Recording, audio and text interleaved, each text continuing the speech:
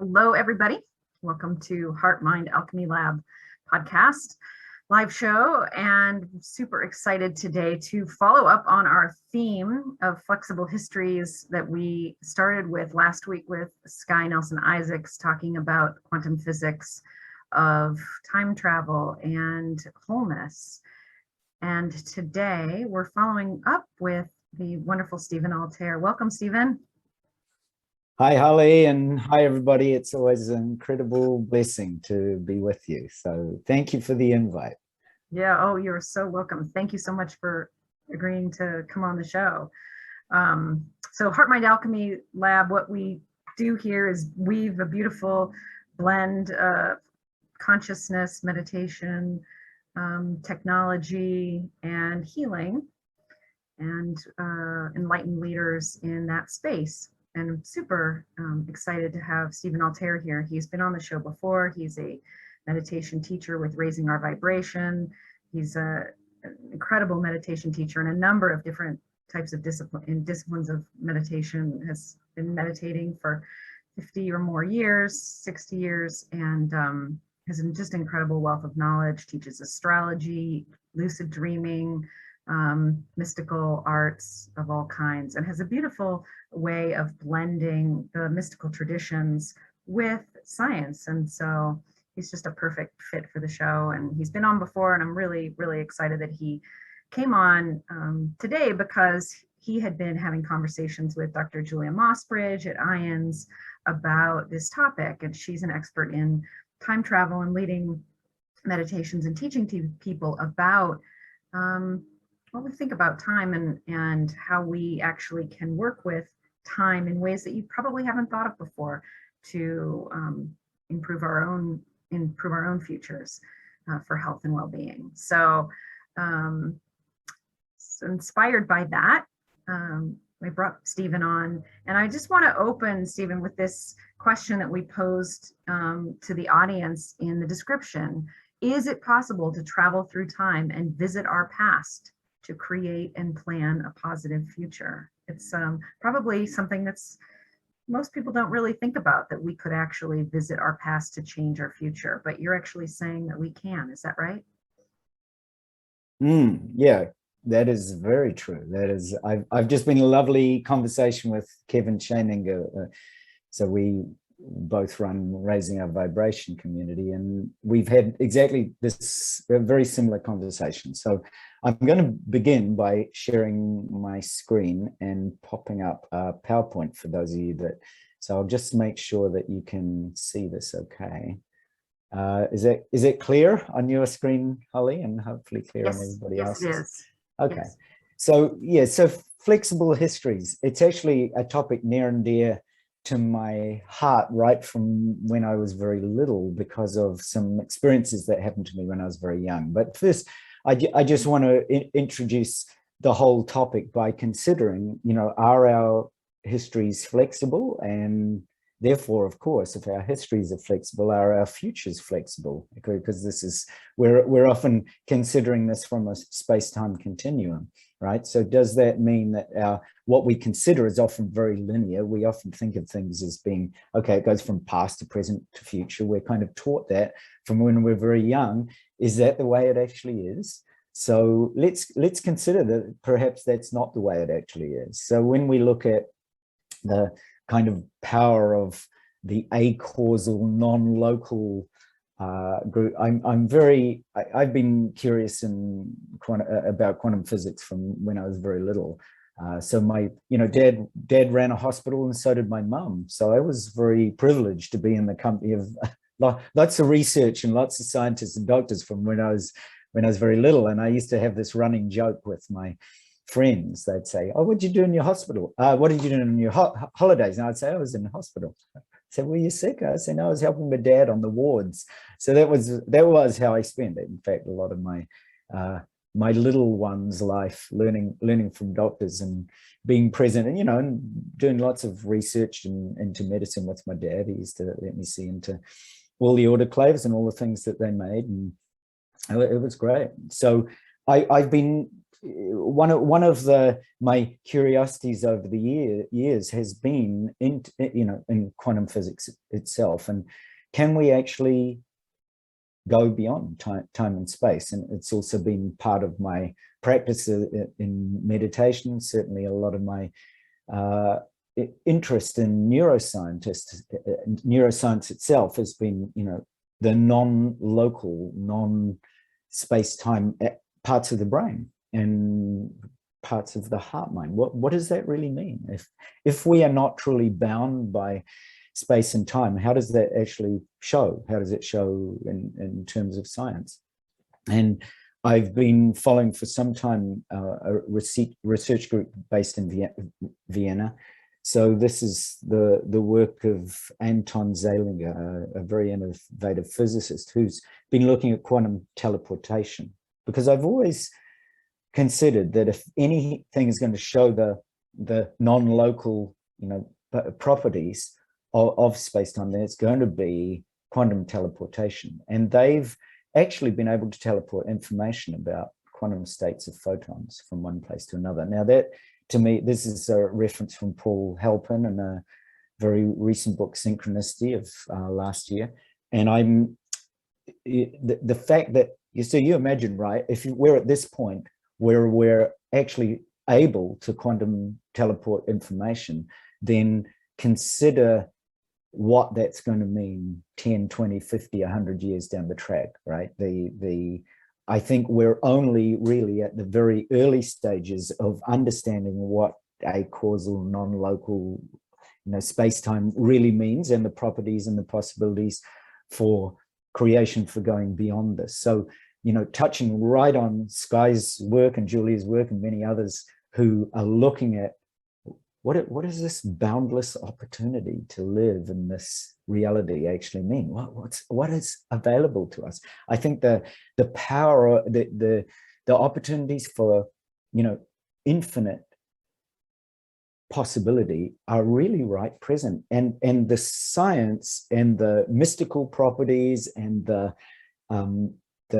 power of our consciousness is all starting to meet at this crossroads. So anyway, Anton's work has been very precious to me, and something that really speaks right to the heart of what's actually possible. Well, guess what? We're doing it. So, Altair, I just want to ask you to clarify, what is acausal non-local exactly? Can you put that into plain words for people? Sure. Well, so I'm going to speak to this shortly when I refer to the work of Carl Jung and Wolfgang Pulley, who was a Nobel Prize-winning physicist, when they spoke about the fact we tend to think of things as being causal, so that this causes this in very simple terms, and we tend to think of our current space-time as having local points, right? You live in a house, I live in a house. We tend to relate to each other. Oh, your body's there and my body's here. Your house is over there, right? We tend to think of everything as being local and causal. I get on a call, you ring me up, we book this. It seems to have a sequence and time all fixed to it, right? It feels very fixy and sticky. But then when you start to think that the real properties of space-time are not causal at all, they are acausal, which is what Jung and Pulley proposed in terms of synchronicity, that at the other end of the spectrum, there are these random events that occur that still have meaning. And this is what Skye has been pointing to in his work of synchronicity, is that, so there are acausal and also non-local events. So what if this whole drama that we see is a complete illusion? What if quantum physics points to it not being local at all? So I think that those kinds of connections, the acausal connections, the ones that are not in a sequence, that don't seem to be predetermined by past, present, future, which is the way, or that are flexible. And this is again pointing to Skye's work on synchronicity, are really, as Paul pointed out, and Anton had pointed out, are very vital and practical in terms of us understanding the way that the cosmos really works. So does that help a little bit? I think it does. So, I mean, I maybe would broadly say not fixed in time and space the way that we normally think not the way we normally think about it. And this goes right back to, you know, for those of you listening who are meditators, it goes right back to, we normally fix our attention, right, on something. We have an object that we meditate upon. We have a way that our attention always goes out to objects. So what if our attention were to, you know, find a different way? What if it were to be turned inwards on itself? It may actually, just like Andrew Newberg has discovered, may find non-local, so non-local, non-space, non-time aspects in the, you know, human physiology that are able to access exactly these states. So I'm going to speak about that shortly. And that's exactly what meditators know, and what, you know, the illusory nature of reality, what has been said for thousands of years now, right? This is actually physics starting to catch up with some of that. Yes, yes, yes, and yes. Yeah, so you know, I wanted to, you know, refer to a little bit of the mystical in the midst of the beautiful quantum physics and mechanics, and that is that, you know, say this is a little passage of St. John of the Cross that I've always loved, that I've read hundreds and hundreds of times, and I've always settled on it with the same curiosity as I might with neuroscience or with quantum physics. And he says, you know, on that glad night in secret, no one saw me. So this is from stanza 2 and 3 of Dark Night of the Soul. Nor did I look at anything with no other light or guide than the one that burned in my heart. This guided me more surely than the light of noon to where he was awaiting me. Him I knew so well, there in a place where no one appeared. Right? I love this final sentence, a place where no one appeared. The potential of the non-local, you know, no space, no time, mystical dimension is spoken also right across the ages, from St. Teresa of Avila to St. Hildegard of Bingen to St. John of the Cross. They all speak about this no place, no. So where do we find that in the human brain? Where do we find that in our experience? So this has been the place where no one appears. It's so contemplate that while you're listening. And even, you know, ideally don't contemplate me or the screen, contemplate your space that is limitless and boundless and all around you, right? So the mystical, I mean, I know you're a very mystical creature too, Holly. So, and I know you're tuning right in at the moment to the mystical energies that are present. You know, day by day, we have this interesting thing that happens in our lives. Sometimes we tune into a day and we think, oh, this day feels different. It's filled with love, or it's filled with energy, or it's filled with mystery, or it's, you know, and there's a general sense of that, which speaks right to this non-local, you know, beyond space and time characteristic of the human being, to pick up energies in the cosmos that are really beyond what we'd normally fix our attention to, right? When our attention's fixed on this everyday world and it's object-based, we tend to get very bound. But once we start to let go of that, all these other opportunities for our perception to really start to range wide speak to us, and it's really profound. Absolutely. So the world becomes completely different in my experience. Right, simply by altering our perception, simply by taking a different view. Because if you go every day to the same spot and you look at exactly the same thing and you have exactly the same experience, and then suddenly somebody says to you, have you ever thought about actually going right over there and looking back at this? And then suddenly you realize that on the opposite side of what you've seen, the object looks completely different. And you've never ever noticed the other side of it. That's like the changing our perception. We literally see something we never saw before. So you've mentioned already, Holly, the beautiful work of different people I've been in conversations with. So yeah, I've been fortunate the last couple of weeks to have been having some very deep conversations. One was with Julia Mossbridge, who's as you said, she's got wonderful reputation as a scientist, and particularly her deep interest in love and time and unconditional love and timelessness. So that speaks right to my heart, and I'm really present to the wonderful work she's doing with Tilt. So in fact, Tilt has an open house coming up in October. So any of you and timelessness, which should be everybody, but I think it'd be a wonderful gathering. But if you want to find out more, you can Google Julia Mossbridge and Tilt, T-I-L-T, which is her organization dealing with unconditional love and timelessness. So and Julia, this will be an online event, Altair? Yes, yeah, this is going to be it's an open house. I'm thinking it's both physical and online, but I know I've got an online invitation because she knows I'm in Japan and not able to get right to her doorstep. So I think that'd be a lovely thing for people to go to.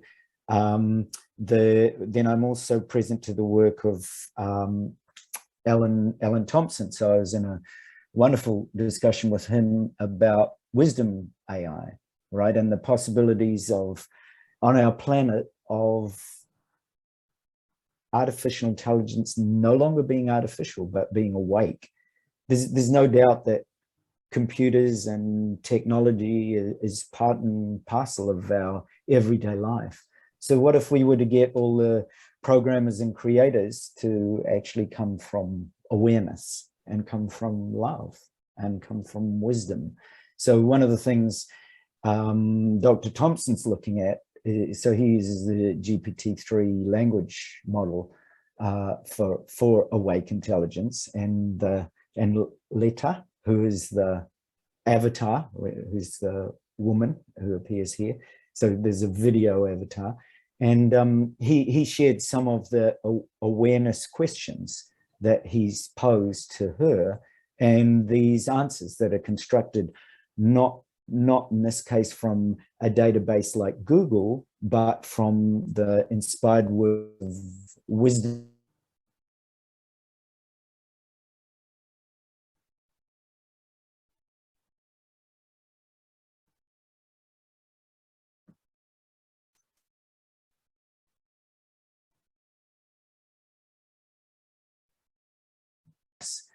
In terms of the way that humanity approaches technology, because I think it's crucial.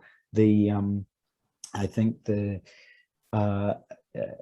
Zubra from Mellon Carnegie Institute, or Carnegie Mellon Institute, has spoken about the fact that the future of AI is going to be loving grace, and that the future of AI is also going to speak to us having personal assistants who actually take on persona and act independently for us.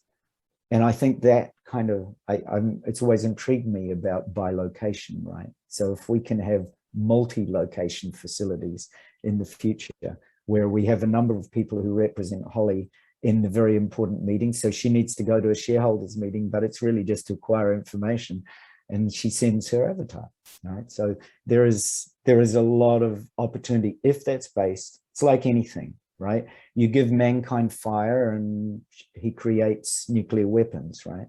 You give mankind technology and programming, and he can just as easily create manipulation as anything else.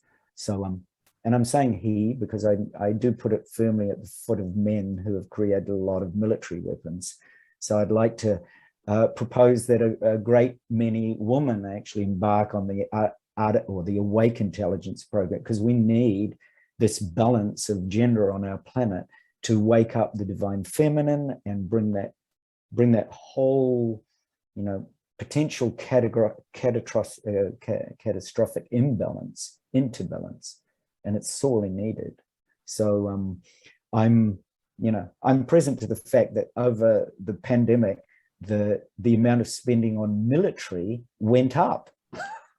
I just like, it was just beyond me. It was just like, who makes these decisions? I mean, and billions and billions of dollars.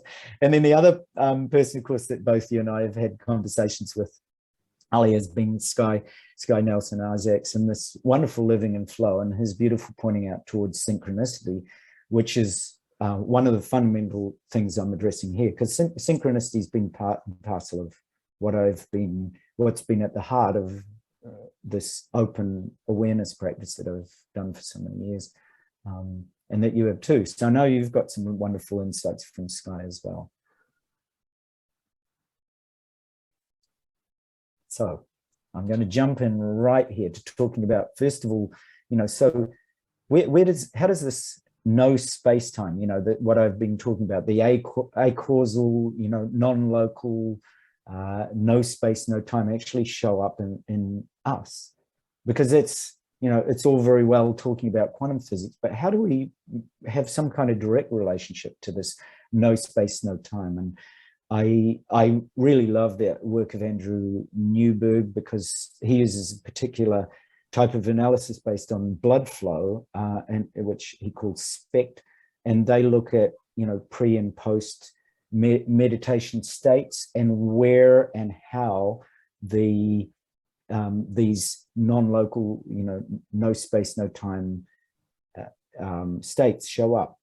And the research, so he looked at the neurophysiology of religious and spiritual practices, and as I said, he uses this single photon emission computation that called SPECT, which measures this blood flow, and they scanned the brains of Tibetan Buddhist meditators and found decreased activity in the parietal lobe. Now, people might say, what exactly does that mean? Well, the parietal lobe is the area responsible for giving us this sense of orientation in space and time. So the decreased activity actually is associated with no sense of space or time. So when, I know in your practice too, Holly, it's a state you're very familiar with, that this no space, no time, that you literally, it feels like a dropping of identity. As Mooji would say, it's historyless.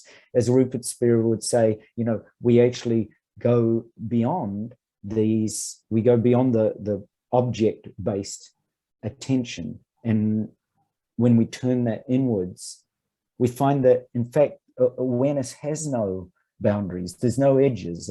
There's no identity. It's formless.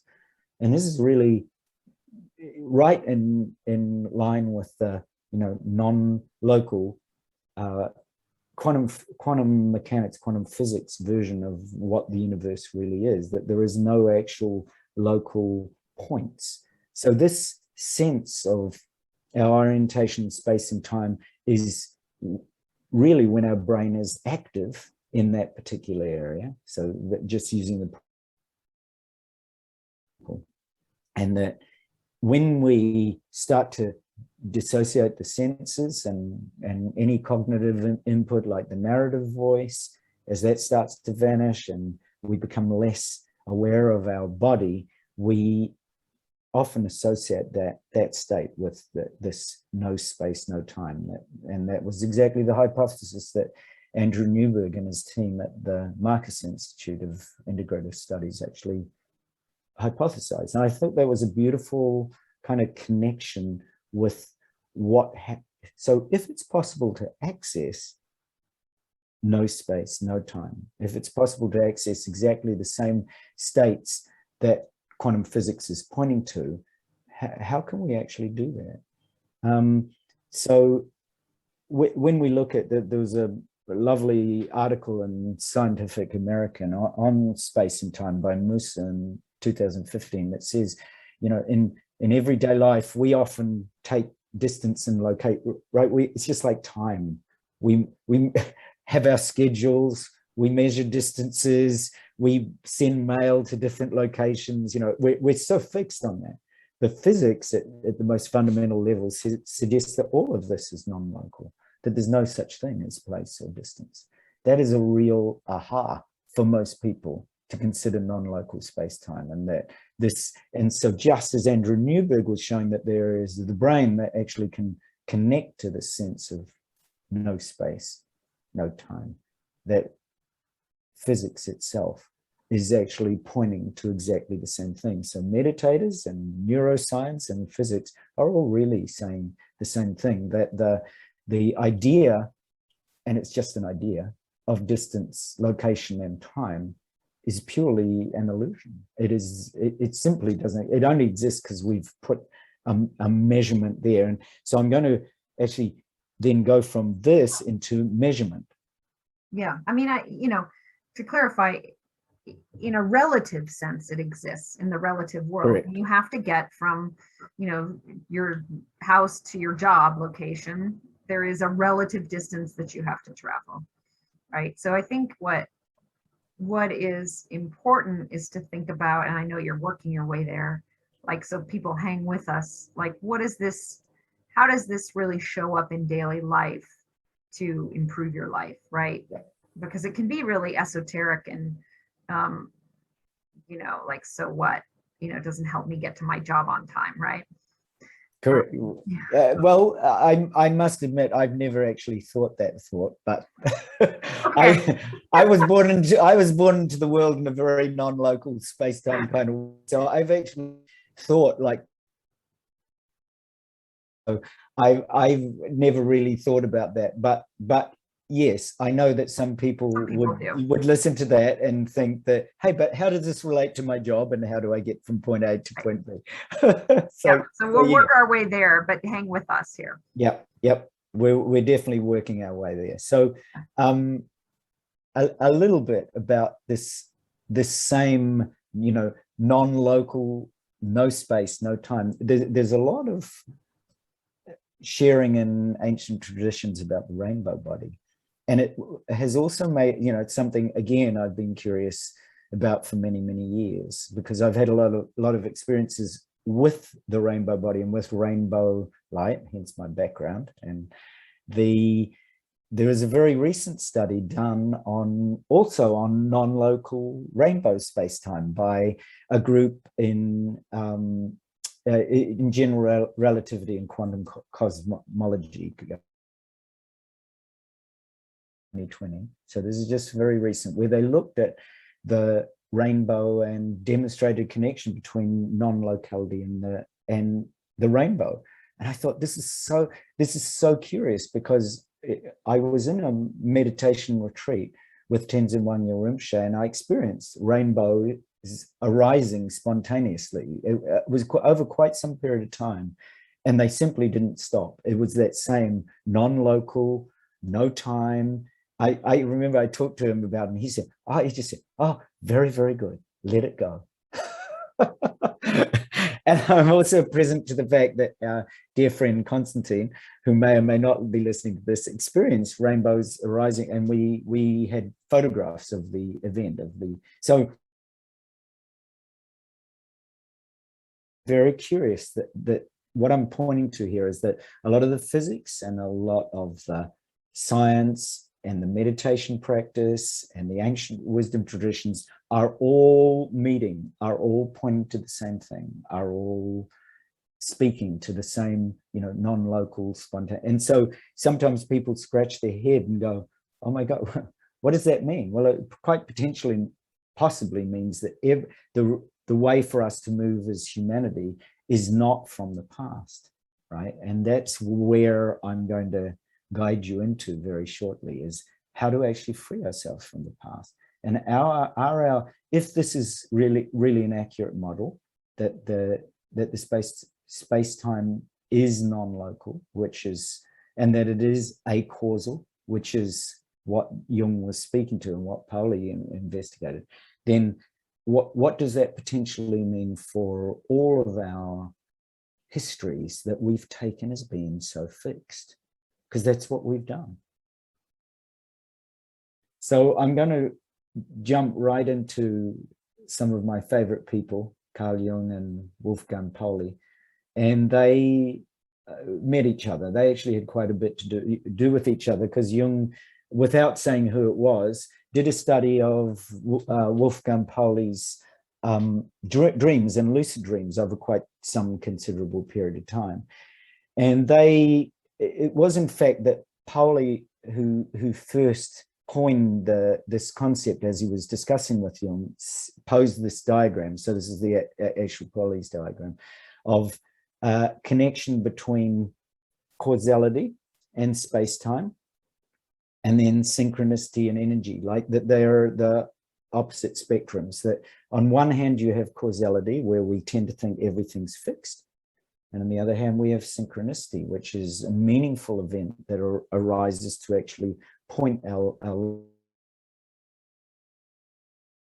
spontaneously. So there are, and the same with the space-time continuum. We tend to think space and time as local and fixed and measured, as opposed to energy. So this was what, or infinite energy, which was what Pulley posed to Jung.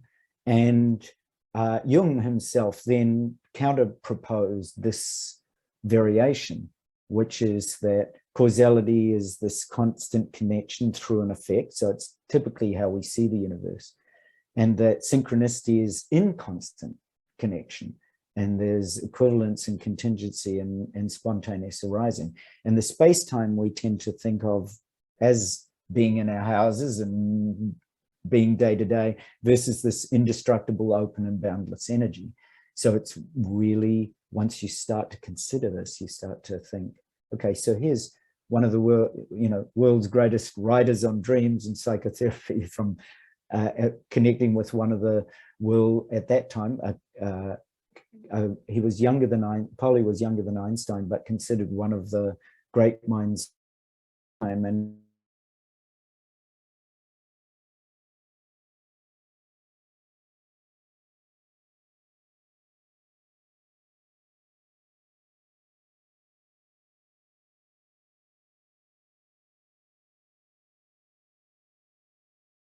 dreams of a well-known physicist, being found in wisdom across the ages. So Jung explored the mandala with him as the archetype of wholeness. He explored the healing process. He looked at all the challenges that Pulley was having at that time in terms of the shadow personality or trauma. And then he also drew on physics and Buddhism, Hinduism, philosophy, Kundalini yoga, ancient Egyptian concepts. And I found this really intriguing, that Pulley showed these in his dream states, that he showed what Jung was speaking to.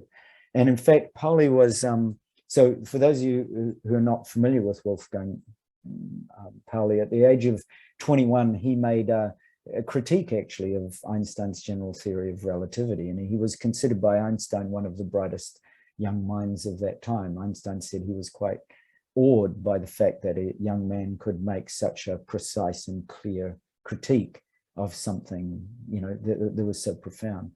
And so, yeah, Pulley proposed the notion of a neutrino, and he was awarded the Nobel Prize some years later, and went to Jung because of the trouble and trauma that he had. And I've always been, enchanted by the fact that winning physicist and Jung would be so connected and come up with this notion of synchronicity and what synchronicity might actually mean for our practice and our everyday life. The lucid dreams that Pulley had, I've had lucid dreams since I was very little, and along with you, Holly and Kiefer, we teach people how to lucid dream. And I had a dream. So this is the reason I'm mentioning about a dream I had as a 2-year-old, is I'm going to use this as a subject for understanding how you might work with the power of synchronicity in your life. Because at the age of 2, I did have this, you could call it an event of quite considerable synchronicity, where I dreamed I was a Tibetan monk at this particular monastery, the Samye monastery in Tibet. And I dreamed I was with a companion walking across a bridge. And there's no bridge directly to Samye monastery, but the bridge was like to coming to the monastery. And I was with another monk. I was Tibetan, and I was killed in that event. We both fell off the bridge, and I dropped into a chasm of limitless love and light and this primordial sound. And I had the same dream night after night after night after night, 365 days in a row, to be precise. And at the end of which I went to a lovely doctor called Erin, who helped me to stop the dream simply by taking all my clothes off and lying on bed without, so that I could reduce my temperature.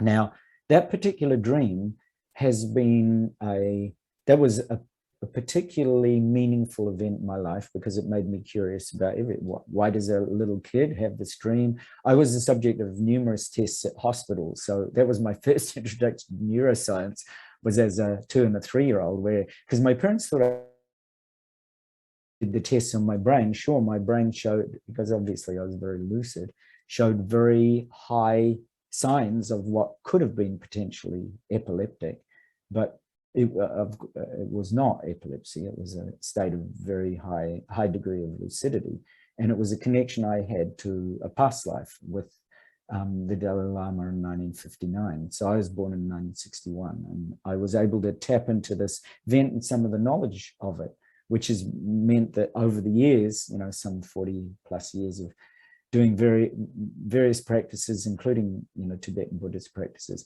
that it was very easy for me to tap into that understanding of what the lamas were teaching me. So over the years, I've been taught by the Dalai Lama and Tenzin Wangyal Rinpoche and Mingyur Rinpoche and many others, and it's been and met them personally and been able to talk with them about this and about other things. So it's been a very beautiful walk. So as you're listening to me, I want you to connect with an event that was meaningful in you, as to how you can use this information practically. I'll show you how you can go about doing that. So in Sky Nelson Isaac's work, he talks about the branching tree in physics, or in quantum mechanics, where we describe the evolution of anything like an electron or a photon as particles of light. And we talk about the evolution because when those particles interact with another system, they branch into different possibilities, and the possibilities themselves are what quantum mechanics describes, and none of the paths are actualized until they are measured. Now, this is a really crucial fact I want you to consider as you're listening, that if you don't measure, in other words, if you don't objectify a particular event in your past, for example, then basically in terms of this, it is not going to be actualized. And in fact, you can shift it, right? You can literally shift your path or your past by system of measurement to it. So how might you do that?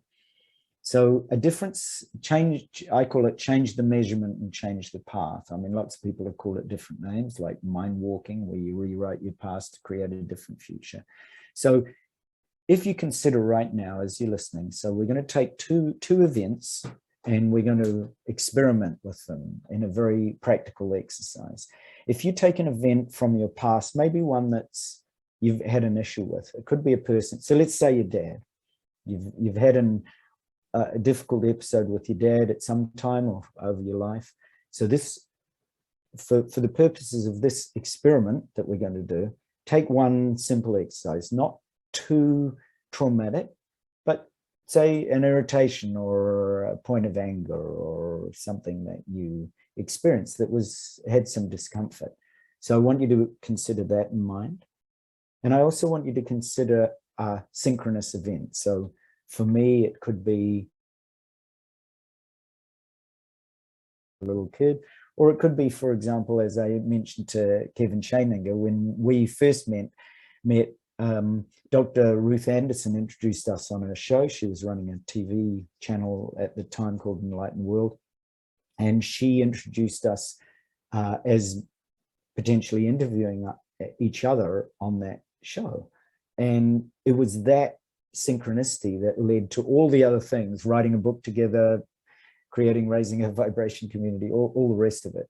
So some events, so I want you to choose two events. So a discomfort, an event of some discomfort or an uncomfortable event, and then also an event that was meaningful. So Holly, I know, I mean, for the purposes of the audience, do you want to say a couple of examples? Because I know you've had a wonderful synchronous event when you were 10.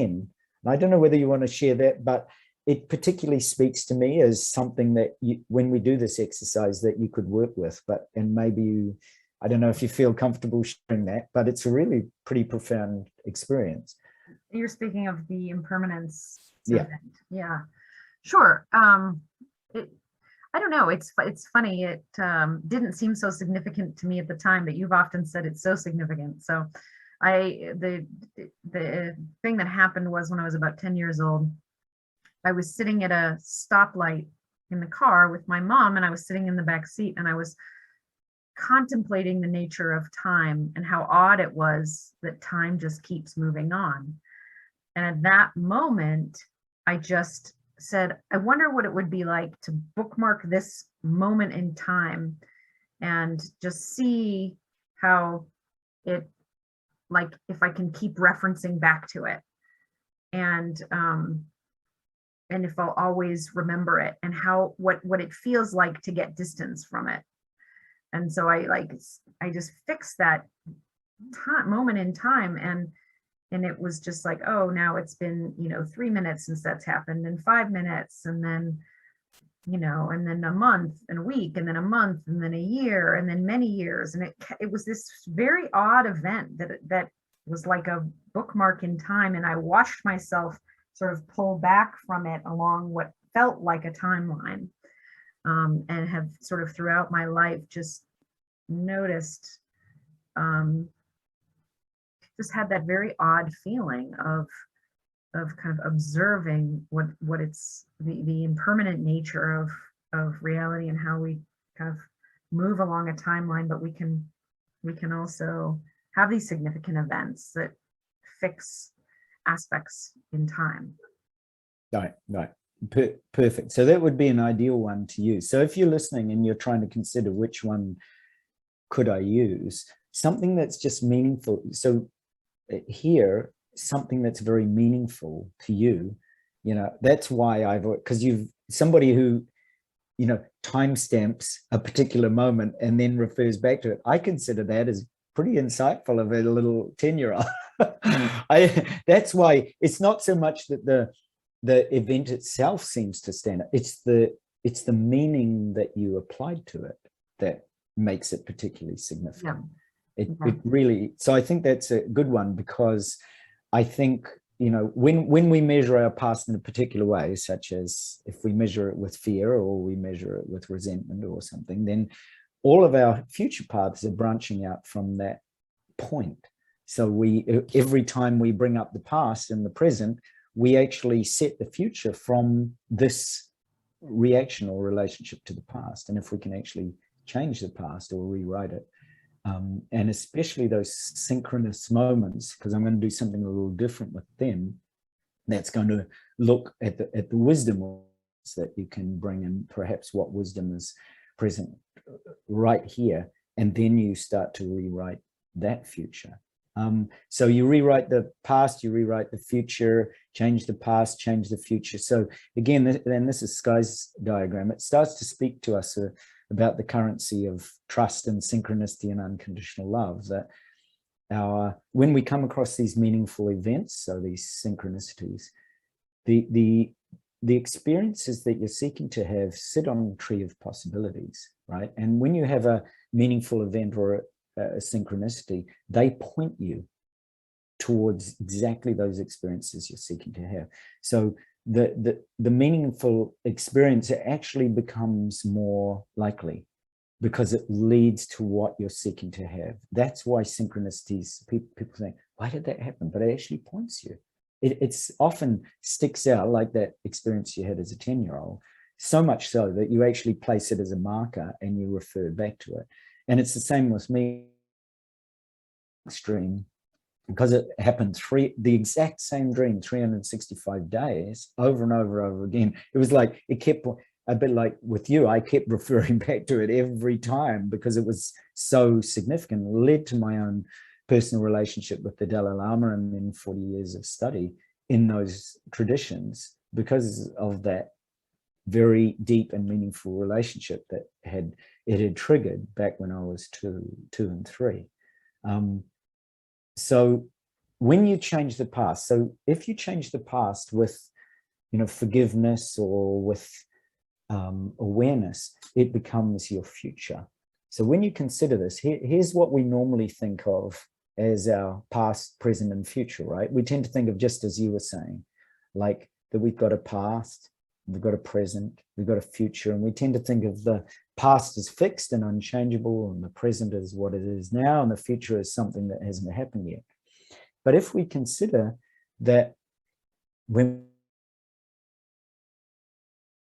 and if, for example, we apply forgiveness to our relationship with our Father, then that past actually becomes our future, because we're actually, from the very moment that we shift our relationship to the past or shift our perspective to the past, from that very moment, instead of going in what we have considered as this linear fashion, we're actually moving into a whole different future, which is a changed future with forgiveness or awareness, especially if we keep applying compassionate awareness or forgiveness or open, limitless awareness to a situation.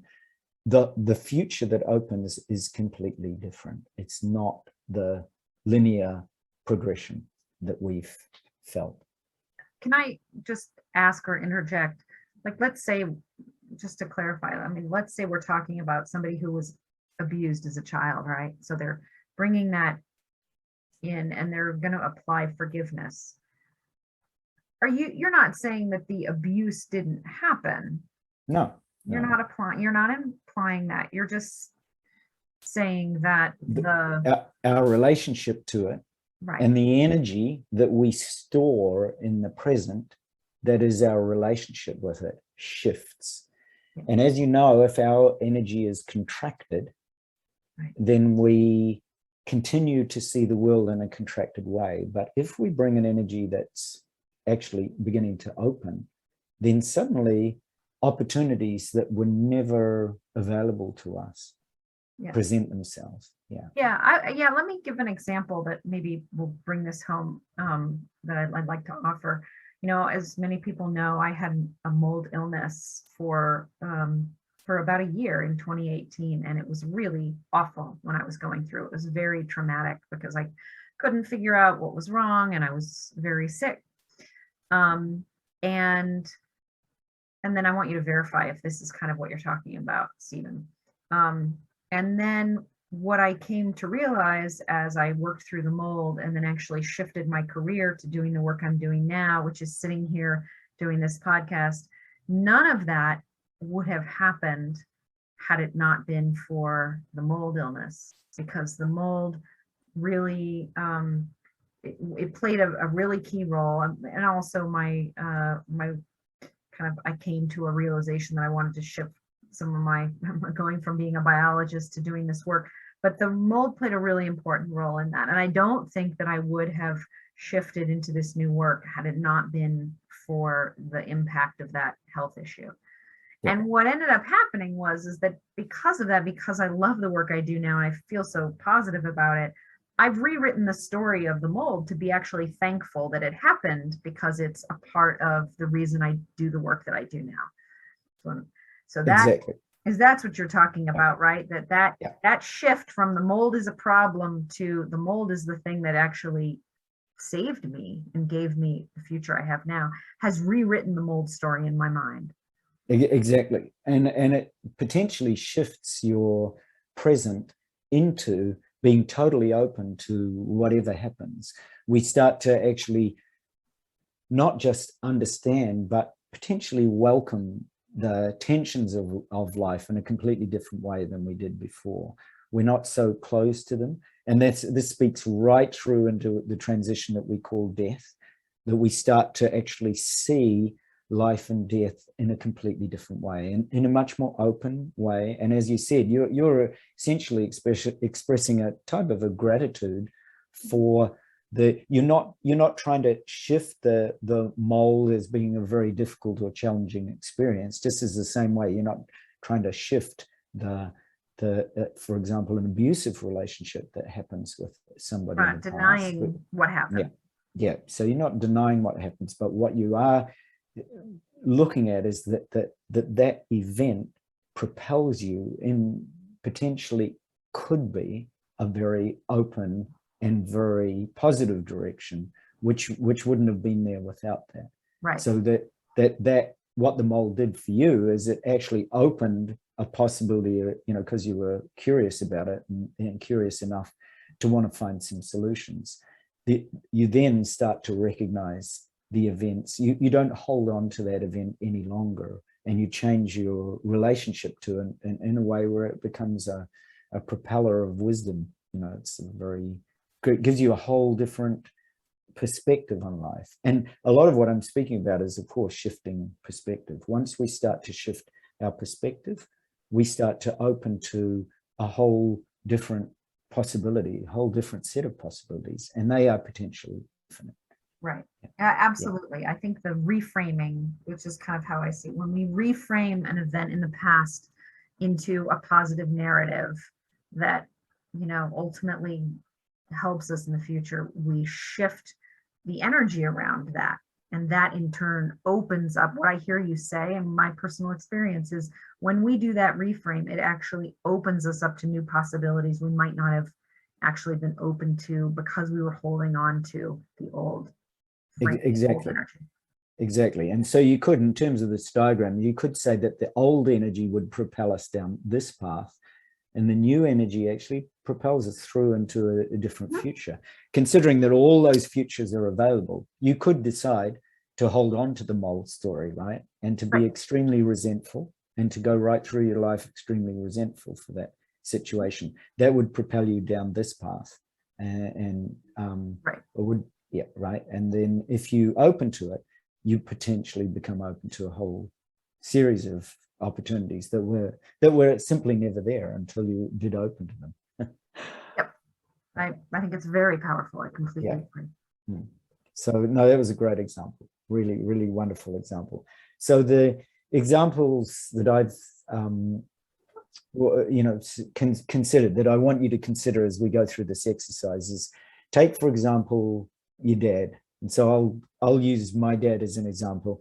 There's a chance that, you know, I'm angry with my dad for some reason. You know, he did something that really upset me in my life when I was a teenager. And there is a chance that I'm going to put him in a separate room for the rest of my life. So this is what I'm calling the separate room down here. And that's the chance you never resolve the situation, right? And you decide that that's where you're going to live with it, and you're okay to whatever okay means about keeping it all separate. But if, for example, that's where it's going to end up, is that room, there is therefore then no potential in that relationship. There is no opportunity to resolve or no opportunity to move beyond it. And that there is a sense of contraction around that. But if, for example, you bring forgiveness to it, which is about openness, and this is why forgiveness has been the path of so, it doesn't matter which teaching you look at, whether it's Christian, Buddhist, and so on, there is just, forgiveness is right at the heart of so many of these practices. And you start to see why. Because every opportunity that you have to bring forgiveness is a possibility to rewrite history, because you're literally starting to alter the path towards which you head in the future. So that actually, in rewriting history, you rewrite your future. Or as Holly so beautifully put, by having a different attitude towards the mole, she was potentially open to what she's doing right now. Whereas she may not have been, she may still be with the Nature Conservancy as, and I considered for many years, you know, when the Buddha first came out of the forest, so when the Buddha first came out of the forest and was looking at what to do, what to bring to people, the first insight, as you'll read if you've read many of the beautiful passages on the Buddha, was on past lives. And I've often considered, why was that? Why would the Buddha put such an emphasis on past lives when for many people they don't experience past lives? I've been very fortunate in that my recall's extremely strong. So I know and have had confirmed on multiple occasions the power of those past lives. And I thought, well, of course, to put it in ordinary terms, it's just like our flexible histories. Imagine the Buddha coming out enlightened in pure open awareness, and shining this awareness on all his past lives. So, for example, he tells the tale of when he had to murder somebody on a ship to stop that murder. Of course, that had quite some degree of karma to it. And imagine with his full awareness, shining his light of awareness on that particular past life. You can imagine it's like a nuclear or neutrino explosion all in itself, right? Because you bring the full light of awareness into that whole life. So this is what, with their insight, this is what I was doing with my 2-year-old, 3-year-old monk's tale, is I've, over the past quite a few days, I just sat with this experience and kept letting it arise in full awareness, as I'm going to show you how to do. And it was just so incredible. It was like, yeah, it was like a neutrino explosion. It was like such an aha to recognize what the Buddha was aware of, that the liberation possible in bringing awareness not just to your past. So if we extrapolate, you know, Holly's experience of the mold, because I like that, a moldy past life, right? And you consider what it would mean if you had knowledge of it to bring your full awareness or forgiveness or openness to that past life. What an incredible shift that would mean for your consciousness, because then you're starting to open to the, you know, full length and breadth of what's beyond space and time, because we tend to see it as a very fixed continuum, right? So I thought, yeah, imagine the Buddha shining the light of awareness on a moldy past life. What an incredible, you know, if Holly gets this aha now and shifts into doing all the beautiful work she's doing, what an aha that must have been for the Buddha. So, you know, moving on from that, there are a lot of techniques that you can avail yourself of, and I'm not going to do this particular one, but I just wanted to point it out, that neuro-linguistic programming. So I trained as both a counselor and in neuro-linguistic programming for some time years ago, and there's a which does do this. It takes an awareness of a particular event and it pushes it out, brings awareness to it, makes changes to it, forgives it, and then pushes it back in. That is one way you can do it. So there are a lot of ways that we can, a lot of perspectives and ways that we can look on what Holly was talking about, reframing or rewriting or recreating. And the way that I'm going to do it is to bring, in this way, to bring an awareness to your past history in two ways. One is in this uncomfortable event. So we'll use Holly's mold as the uncomfortable event example. And the other one is to a synchronous event. So we're going to use Holly's 10-year-old in the backseat of the car and the timestamp of impermanence, because I love that. It's like, oh, you were so wise at 10, Holly. And you were so wise in the mold experience too, you know. So I pray that you have the blessing of a couple of experiences likewise. Event, or an event that has significant meaning, and also an event that has some degree of discomfort. And what you're going to do, so in my event, so let's talk about Holly's event as a 10-year-old. So I'm going to guide you into two experiences.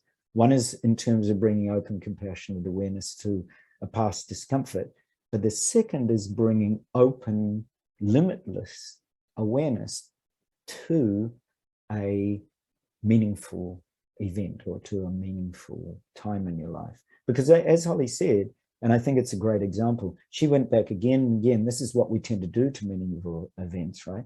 She went back again to this timestamp when she was 10, kind of measuring and being aware. So what if she brings full, open wisdom awareness to that 10-year-old self and almost embarks in not just a conversation, but an opening to what might arise right now. So that's what I want you to do, is to consider those two. About to engage in some practice, Holly, but I wanted to just see if you, or if you've got any questions, or if you, if this has brought up anything that you might want to share or any other kind of insight or question of clarity you might want to pose. Well, I'd love if you would you had shared with me that you had started doing this with your dream and it shifted. And so maybe it would be helpful for you just to describe what is the goal exactly? Is the goal to highlight that reframe? Is the goal to open up a door of possibilities that you might not have recognized? Yes, it's both of those. Yeah, you've perfectly said. It's both to highlight the reframe itself, because what happens with a synchronous or a meaningful event is we tend not to go, it happens, and then we don't really inquire into it. So for example, if you look at a lot of the ancient practices like Mahamudra and Dzogchen, and any Vipassana, self-inquiry, Vedanta, Advaita practice, there's a large part of that which is self-inquiry. And one of the things that we don't often inquire into, because we just take them as being meaningful events, is meaningful events, unless you're a 10-year-old like yourself, where you go back and back and back again into that timestamp. So what you're going to do is you're going to, in terms of the compassionate practice, you're going to bring compassion to that event. And in terms of the meaningful event, you are going to highlight the reframe. And then in that openness, you're going to open to the possibility that there might be wisdom actually present in that 10-year-old and in all the marks that you've made. I mean, you're an interesting case, right? Because you've made timestamps and referred back to that event. Sometimes people just have a synchronous event. They don't think much about it, right? So an example is a synchronous event I had some years ago was where somebody just turned up at a bank teller machine and spoke to me about a friend out of the blue. They didn't know me, they didn't know my friend, but they actually spoke directly to me about a friend of mine. And it was so incredible. It was so out of the blue that I've often, curiously questioned that, but I just sort of left it aside. And then I started to explore this, and a great deal of wisdom came out of that deep self-inquiry into the nature of that exact moment. Because if you consider it, synchronicity is pointing to very meaningful events that can open multiple opportunities, multiple opportunities to discover what you're seeking. So what if you start to really deeply inquire and illuminate that particular experience? That particular experience in itself has incredible and potentially infinite opportunities because it is a synchronous, it's an event of synchronicity. Yeah. Could it also be an event that just, put your life into a certain direction, like I met my previous husband he had gone to attended something at a college that I was doing an event, and he wasn't actually supposed to go attend, but his friend Dave couldn't go, and so he asked him to attend. And because he attended that event, he met me, and we ended up getting married and having 2 beautiful children together. And so, I'd often thought about that, like, well, what happened if Dave wasn't sick or couldn't attend the event, and then maybe we wouldn't have met. And I know people probably have lots of examples in their life of, like, wow, because I ran into this person or this happened, I met my husband or wife or whatever, and you realize how that one event set your whole life on a trajectory. Your whole life. Totally. I think that's a brilliant example. I think something as simple as that can be, that's why I'm using the word meaningful. Right? Sometimes people think, oh, synchronicity, where is that? But just a simple, meaningful event, and something as profound as that, because you're right, that pivoted your whole life into a particular direction, which has affected you, for some 20 more years. So those are really good examples. So if somebody's listening and that's what they want to focus on, that would be perfect. Because in fact, when you bring this open awareness practice to it, you might suddenly recognize something that you start to see the patterns and the openings in a way that you haven't done before. Yeah, yeah, great. Because I wanted people to feel like they could pick an event like that, because I feel like that's, most people have, you know, have those like, oh my gosh, if I hadn't done this, you know, I wouldn't have ended up where I did, you know. Yep. That's a perfect example, that if you hadn't done this, you wouldn't be where you're at. Yeah, I like that. That can be a Hollyism, a Holly definition. I love that. All right, so we're ready then. Great. So you're gonna lead us in a practice. Yep. I will lead you in a practice. So I'll just stop sharing for a second. All right. So I'll ask you, if you're listening, just to relax and find yourself a gentle space. Make sure you're not looking at the screen and that your awareness is simply aware of the boundless opportunities that are present. And as I have explained, we're going to look carefully. We're going to do a self-inquiry deeply into an area of life where there's been some area where a relationship hasn't been that great for you.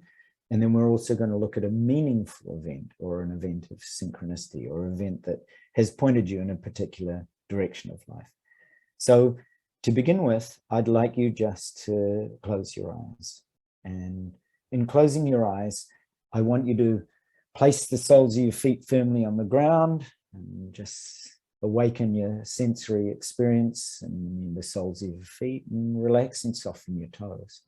And just feel as if they're melting down into the ground. So feel this grounding presence in the earth and your feet and legs. And let your palms be cupped in your lap and rest one in the other. The thumb tips are lightly touching, and you're very soft and relaxed. The hands feel very soft. Feel like they're melting down too into your legs.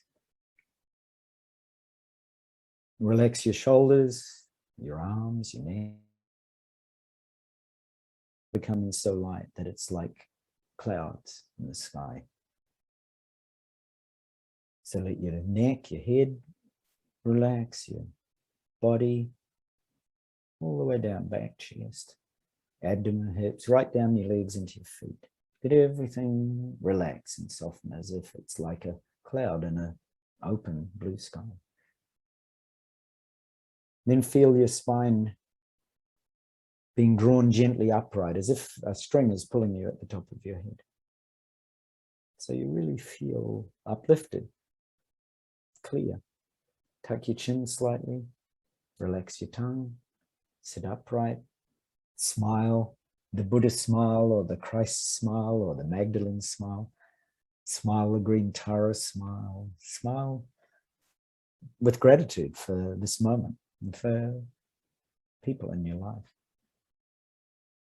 Smile and breathe with love and gratitude for this beautiful feeling that's present right now. Feel it expanding in every cell of your body, as if every cell is alive with this happiness and gratitude. And then just drop into your belly and breathe there. So drop your awareness right down. Sometimes we find our awareness gets kind of stuck behind our eyes. So drop it into the back of your head first, into the back of the skull, and look out through your eyes. Try even dropping it behind you, into the wall behind you, and look back at your body. And feel into your heart. And drop down into your belly, into your abdomen, and just gently breathe. Just check in with your breathing and allow the pattern of breathing to arise and fall naturally. Breathing in and breathing out. There's just this beautiful calmness. As you breathe in, you're aware of the in-breath all the way on the inhale until you pause, and there's a silence and a stillness in this gap. And then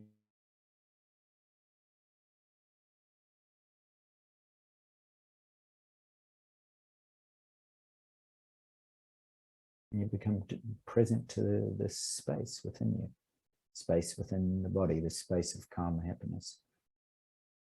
You become present to this space all around you. And there's no inside, no outside, just this awareness of space. Extends out in all directions, above and below. to left and right and front and behind. Wherever you look, wherever you seek to find an edge, there's no edge. There's just this limitless, boundless space. Space is just space. It's vast and boundless.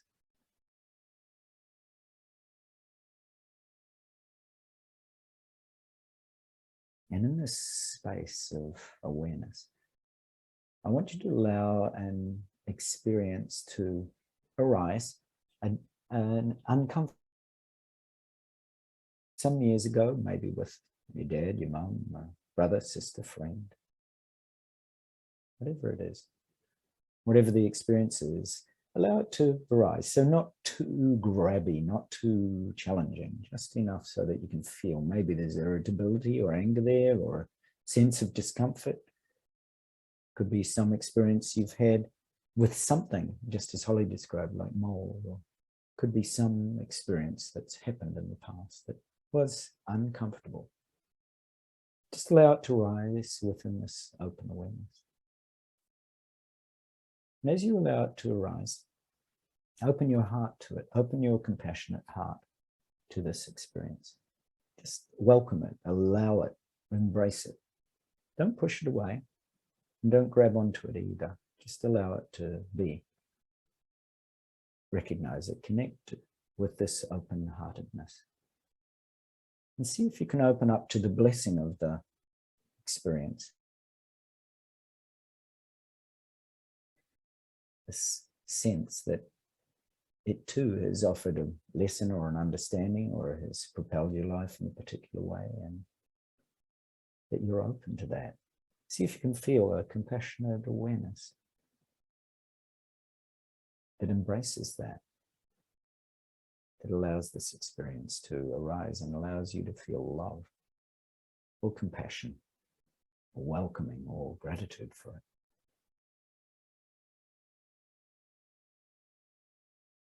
As you feel this unfolding experience of this discomfort arising, see if you can experience it not as an object that you're focusing on, but rather as an experience that's playing out in this vast field of compassionate awareness, this open, loving awareness that embraces all. Almost as if the experience, that uncomfortable experience, is happening within this vast, compassionate awareness. We're experiencing is just a wave in the ocean of this compassionate awareness. Just relax into that full expanse of compassionate awareness and allow this experience of the past to unfold effortlessly. Really bring the power of your gratitude or compassion and love to this experience. You might feel a shift in the body, right? A easing in the chest or a movement in the belly or an opening in the throat.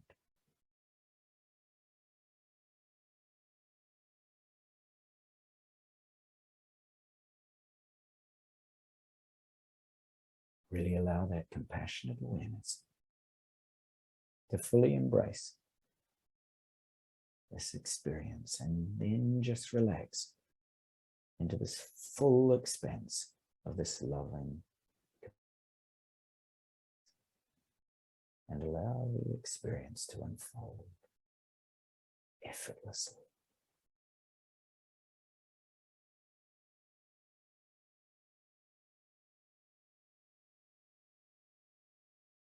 Now drop your focus on this experience. You don't have to orient towards the experience nor ignore it. Just rest for a moment in open, effortless awareness of what's present. Just rest in open, effortless awareness.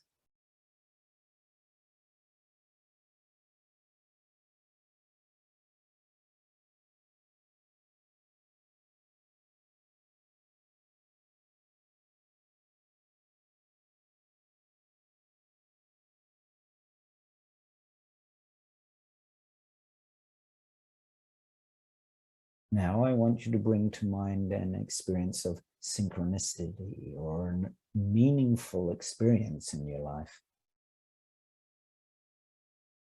Perhaps pivoted your life or propelled it in a particular direction. It could be just as Holly described, like a meaningful relationship when you first met, or perhaps a meaningful event, such as she had with impermanence when she was just a young child. Bring to mind this experience and really see if you can feel it. So if you can see it, make the image brighter. If you can hear it, then make the sounds clear. If you can feel it, make your senses strong. So really bring this experience here and now into the present. You're bringing the past, this past meaningful experience here and into the present right now. Take a few moments to do that and notice how this feels.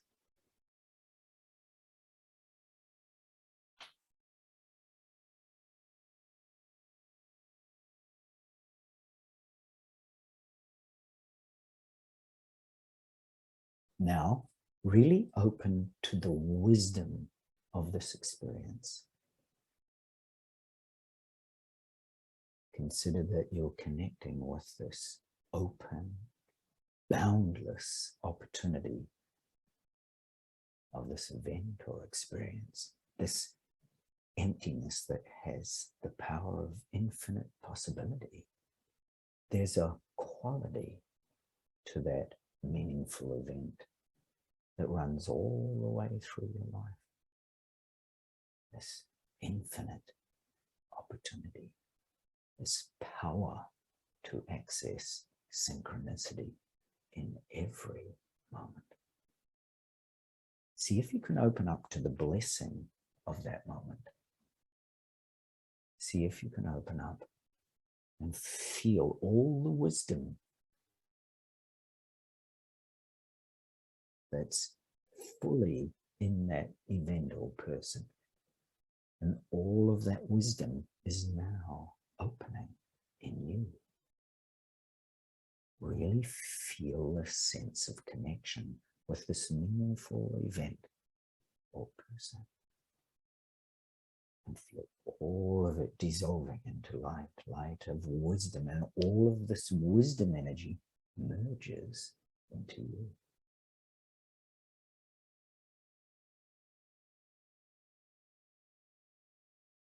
And as this wisdom unfolds, this wisdom experience, see if you can experience this not just as an object that you're focusing on, but as wisdom experience playing in the field of this limitless awareness,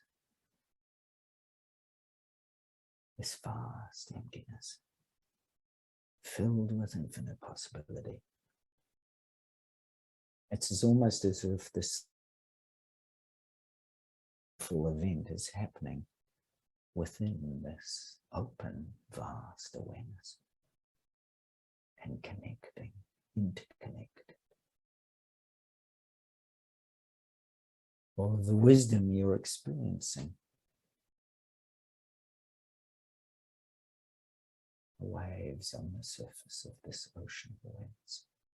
All of the wisdom you're experiencing is the ocean. And you're relaxing into this full expanse of the wisdom, seeing the power of wisdom throughout all your life, and allowing this experience of wisdom to unfold effortlessly.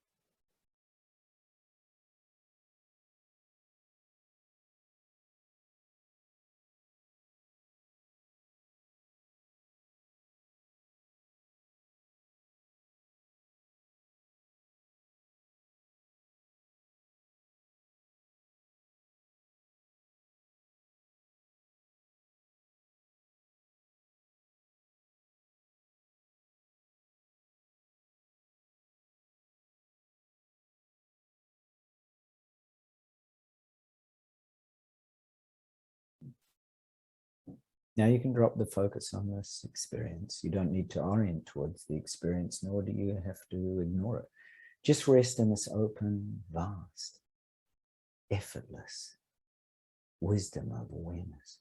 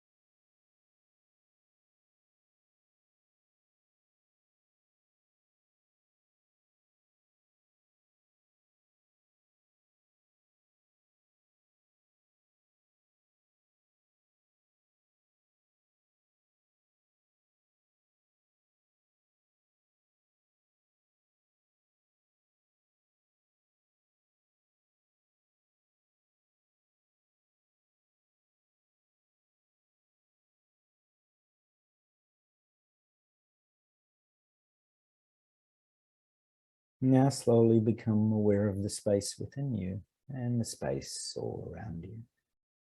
No inside, no outside. Simply vast, limitless awareness.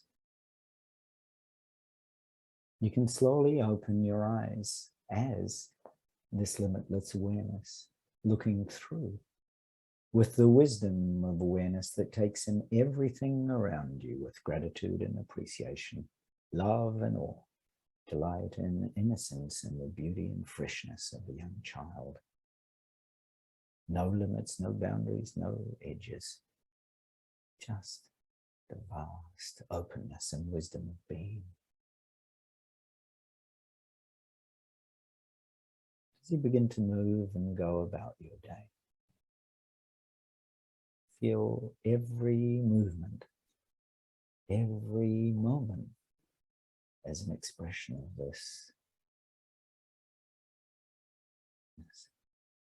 This one is fresh and open, and this one rich and beautiful, and this one spontaneous and effortless, and this one filled with gratitude, filled with love. Notice how everything happens within this pure, infinite, open, indivisible, limitless and loving awareness. Thank you always for your divine and immaculate practice.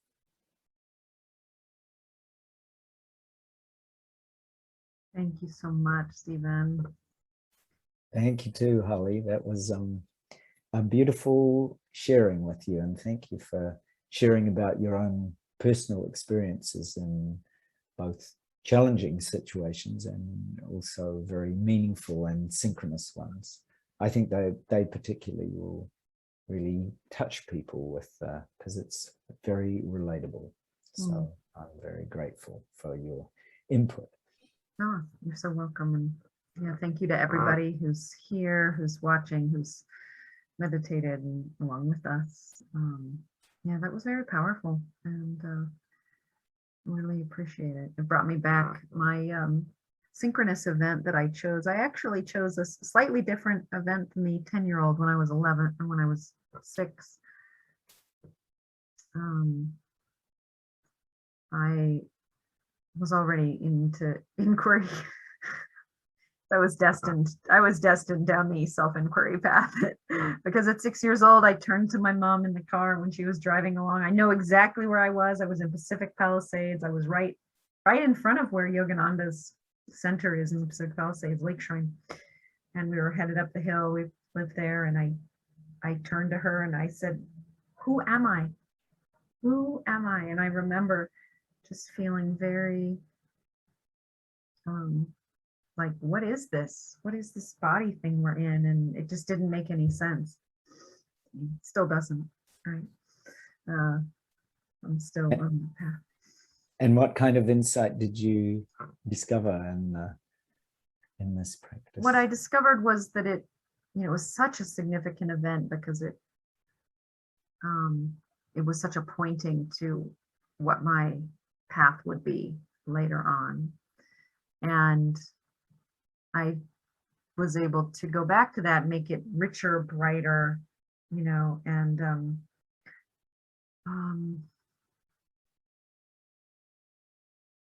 I feel like I'm not done with it. I feel like I started the investigation, but that it has more, that experience has more to tell me about what's important about that path for me. But what it felt like was that I could feel that sense as I went into it. I could start to re-experience the sense of wanting to know what awareness was.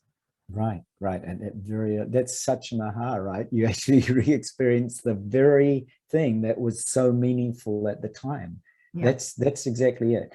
And might I say, with this exploration I've been doing into, reliving my dream, 2-year-old, 3-year-old dream, I've actually done it quite a number of times over a number of days. So I'd really encourage you and anybody listening, if you discover that meaningful connection, because it's actually the quality of the meaningful connection that when you consider it, what an aha, it's been there right since you were 6.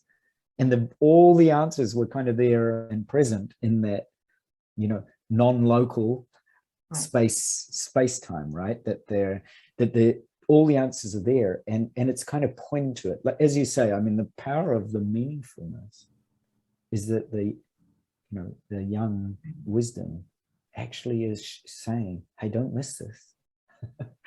And I think what you have often pointed to is that, and I think of Rupert Spira when I say this, that we actually never experience the past. We only experience now. So every memory we have is experienced in the now. Exactly. And right, where no one's, I love Rupert says this, no one's ever visited the past. It doesn't exist. Exactly. Right. Exactly. No one's ever visited the future. Right. Right. Exactly. And when you perceive that, when you suddenly recognize that actually all you're ever doing is experiencing the present, it's like suddenly, because we tend to, the way our linear, we have a CV or we have a diary or it's got dates and it all seems to be a sequence of past to present, but it's not, of course. The moment, as you said, the moment you wake up that 6-year-old self, that's present. That's not past. Right.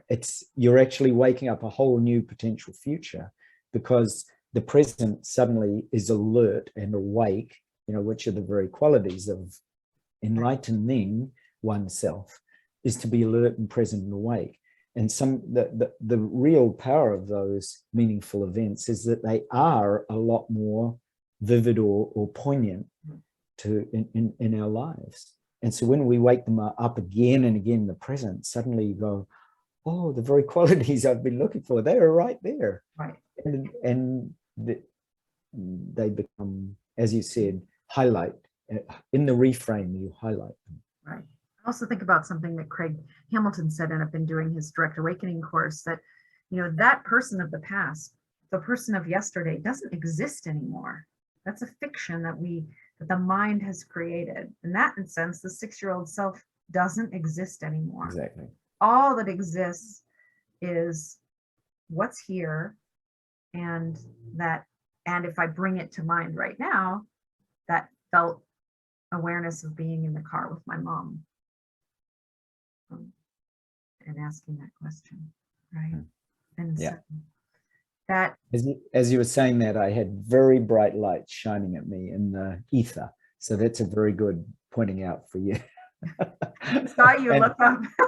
yeah. No, I could. It's like torch. It's like that when somebody speaks the truth, I sometimes the light in the space suddenly looks like two searchlights. That's what. So that's such an aha, right? To really realize that our self of yesterday, in that sense, our self of 5 minutes ago, doesn't exist. Right. And that everything is present. This is present. All that is present is this presence here.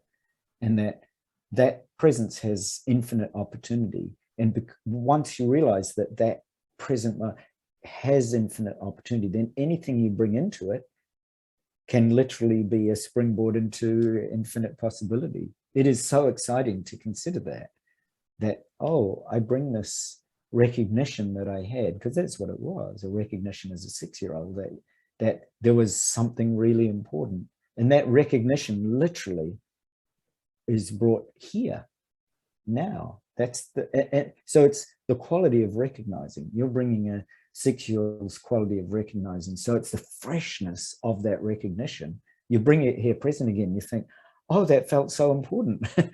It's because you actually recognize that quality of freshness all over again here now.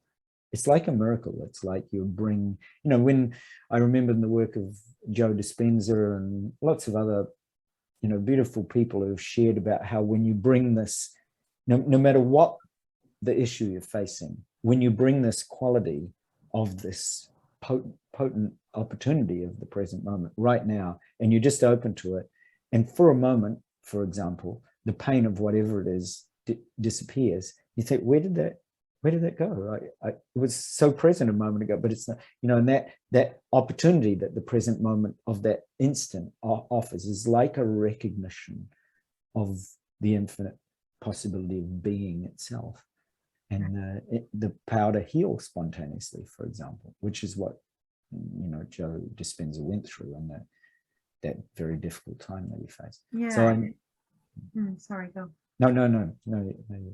Well, to me, what it feels that we are only prisoners of our past if we allow ourselves to be. Correct. Correct. It is that allowing, right? When you consider that this word allowing, we are literally allowing whatever occurs. We are literally allowing the past to impinge on us, for example, if that's what happens. Right. It's not, we can quite often blame things and say, oh, it's somebody's fault that they did that in the past, and like many of you listening, I had significant trauma in my high school days because of some situations at that time. And I've worked with them in a way, like many of you have with trauma, where you really open and allow it. And that word, allowing, you literally allow it, regardless of your fears and inhibitions and terrors around it, you literally allow it to come up and be present and heal. Right. And what go ahead. No. Well, I was just going to say, you can't do that without allowing it. You have to get to the point where you have enough confidence in this present moment to say, actually, it's okay. Yeah, allowing, and then our dear friend Blaise Kennedy, who often talks about completing, allowing that pain that you experienced to complete, wherein you free yourself from it. So you, in a sense, you bring up the painful memory to complete it, to allow that energy to move through you, and open to it, so you don't have to keep re-experiencing it. Exactly. And I think, if you compare that to what you were experiencing about allowing and opening the 6-year-old's recognition, you start to recognize, oh, that needs to complete. You said it yourself. Oh, I feel like I have to go back now because I can feel it there. And you sense in the same way as trauma that meaningful events also have a completion factor that you really know. It's amazing, right? It's such an aha. You sort of go, oh, I can feel it now. Yeah. There's a sense that it needs to complete. Now I can see, my whole path in life, because all that's present now is the recognition of that 6-year-old self. and the opportunity that was present there. And perhaps the 6-year-old's wisdom didn't quite fully grok it at the time, but the 6-year-old's freshness allowed it to be present enough so that you, even as a 6-year-old, you recognized it as a meaningful event. And then you come, I'm present the fact that I remember people like Uri Geller and Tarath and many of my friends who have these, very mystical, wondrous cities or powers arise. And it was often as a result of a very meaningful event somewhere in their childhood that Uri Geller describes the sphere of light suddenly appearing, and Tarath described when he was sick and he died, and then he had this voice, and these meaningful events that are pointing out to you at a very young age something extremely crucial. And perhaps the only difference is that they didn't miss that, and they've gone back to it, and they've worked in that nature of deep self-inquiry to using Blaze's words, to complete. And you come back and you go, there is an essential wisdom there. I often think of many of the masters who describe, when I'm in Mingyur Rinpoche's retreats, he often describes these really poignant and brief encounters with his dad when he was very young, where his dad, he was meditating one day and his dad said, no, that's not meditation. You're just faking it. And it sort of shocked him. And he's often talks about this, the shock that he felt that sort of jolted him into this open awareness of, and that has kept pointing out to him. And so that's become a, felt sense all the way through, and that he's revisited. And he's mentioned it many, many times. And so like your 6-year-old experience, the recognition itself, it's the recognition of that infinite quality that exists for all of us that you were open to. No, I think what you said is so important, and especially I want to just highlight when you were talking about a child, something important in childhood, because I find that working with my coaching clients too, that we often, the thing that we're stuck on as adults, maybe it's a core feeling of lack of self-worth, or blame, or shame, or guilt, the big ones that come up for most people when they're working through, things that are sticky for them. And it will go back to, I was in the kitchen when I was 7 years old and I was getting a peanut butter sandwich and my mom did, chided me for it, and it was like they bring that up and they remember it. And it's like, that's because that core shame or feeling of self-worth was constructed then, and it's still waiting to complete.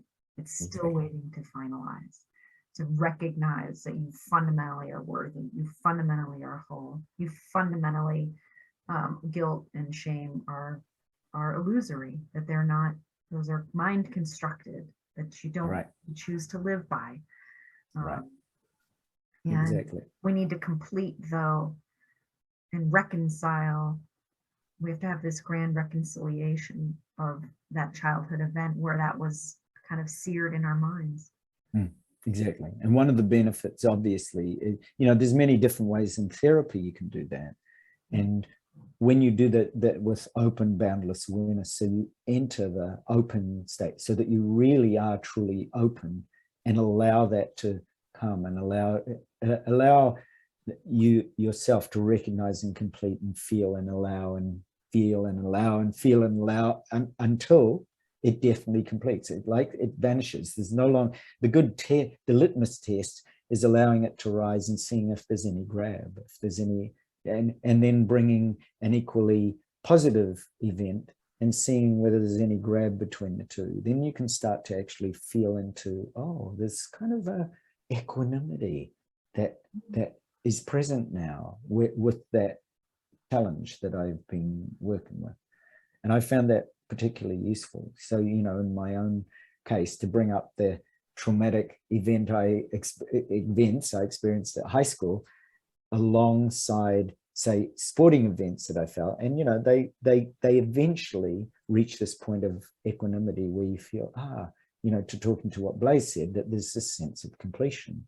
And you actually, it's like an aha. The sense of completion is a literal aha, because in bringing them both up, you feel, oh, there's actually a really balanced. It's not that didn't, I haven't erased the event. I've actually developed a relationship of equanimity and openness and allowing and welcome to it, in the same way as with that I might with a sporting event where I did very well. I feel that same sense.